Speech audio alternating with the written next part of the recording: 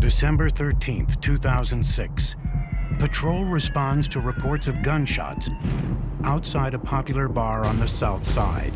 They arrive to find numerous shell casings on the street and blood splattered on the sidewalk, but no victim. Collins learns that the victim is at a nearby hospital being treated for a gunshot wound to the buttocks. The victim gives Collins a name for the shooter, Sherman Norwood. 30-year-old Sherman Norwood, AKA Country, has done time for assault and drug-related charges. My impression is that they had an ongoing history with each other, and then it finally just escalated to where someone actually felt that they needed to discharge a firearm. The next day, Sherman is pulled over for a traffic violation. He tries to flee the scene, but is caught. Police then find his gun nearby. They bring him in for questioning. One of the first things I did while I was in the room with Sherman is I took his leg shackle off. If you take them off, they feel a little bit more comfortable with you, that you trust them. We've been flailing around or anything when I'm trying to do this. Oh, no. I'm just hyperactive anyway. I know you're hyper. Sherman was very energetic, let's put it that way. He was very theatrical. I'm talking to Jen like that, and I look back, I see the ball of beans. I said, hold on, boom, boom, boom. That was it. When y'all pulled up, I was standing right across the street over there. The problem is you've been identified For what? as having a gun then. He said, I shot him? He is.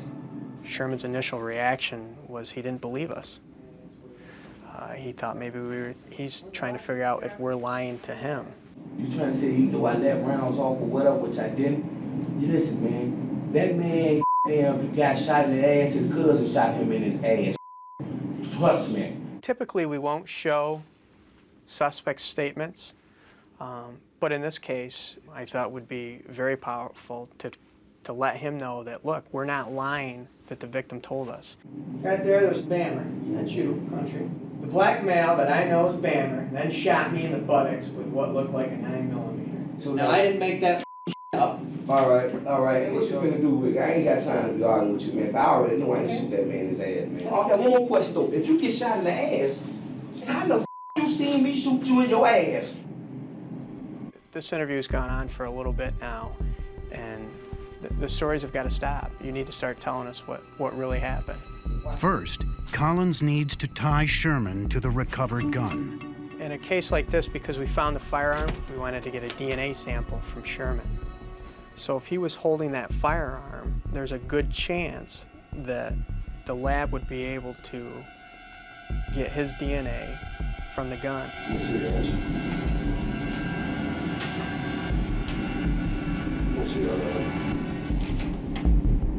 How long they gonna take? He's wondering how long the actual test takes. So I'm going to use that to my advantage. The reality is that it can take several days to get test results back. And that was when I actually decided that, hey, let's try to trick him. How long they gonna take? Probably about a couple minutes.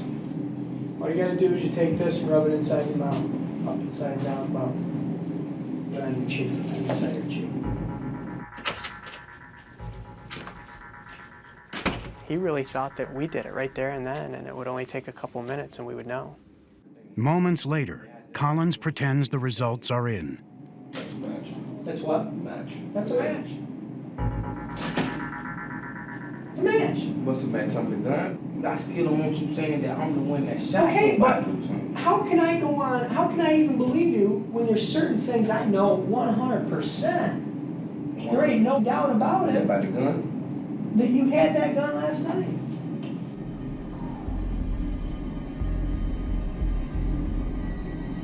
What you want to say? You ain't hear what I'm saying, though. Okay, I had the gun. All right. You had the gun. Okay, so why is that so hard for you to tell me that? What I'm saying is this. I'm not the shooter. Now Collins needs Sherman to admit to pulling the trigger. How can I believe you when you can't even be honest about Alright, having tell a me, gun? okay, alright, okay, fine. You said I was lying to you at first, but now when I'm starting to tell you the truth. Before any of the shooting went on, he had the gun already. He gave my gun back. You tell me when he gave my gun back? He gave my gun back right then. He jumped into it. Right? Bull. He another bull jumped out. Jumped directly his ring to ring. I just told you a lie because I didn't want you to say he jumped directly back. Bull. Bull. You're bull. You're so full of Now, Tell you how? yeah. You didn't tell us that. You didn't mention that. I ain't mention what? You're a liar is what you I are. ain't mention what to you. You didn't have time to get any gun back because you never gave it to him. I want to let him know that I'm not happy with him.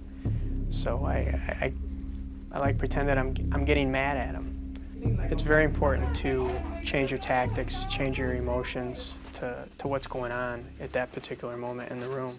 I think I'm pretty good at it. Listen, I'm going to tell you what is going to save you. What? Okay. If you shot him, you need to let me know that you didn't mean to want to kill him. Why can't you be honest with me?